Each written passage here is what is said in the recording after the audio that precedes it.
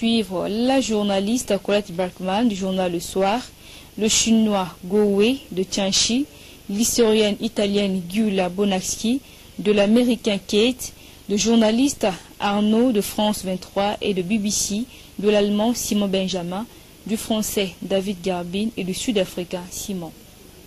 L'Université de New York, nous voudrions savoir à l'objet de cette visite en Kamba. C'était visite et découverte, mais à la fin c'était vraiment quelque chose de significatif. J'ai appris quelque chose de spirituel et c'était beaucoup au-delà de découverte simplement. Vous venez de très loin, qu'est-ce qui a motivé cette visite?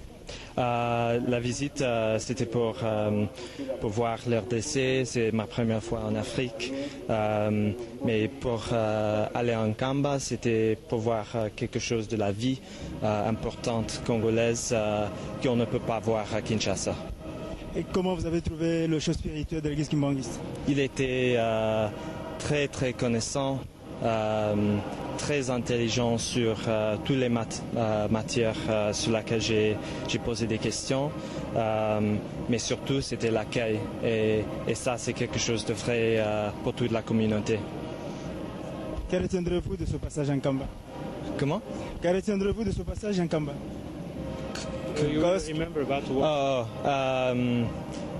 L'église, les chansons,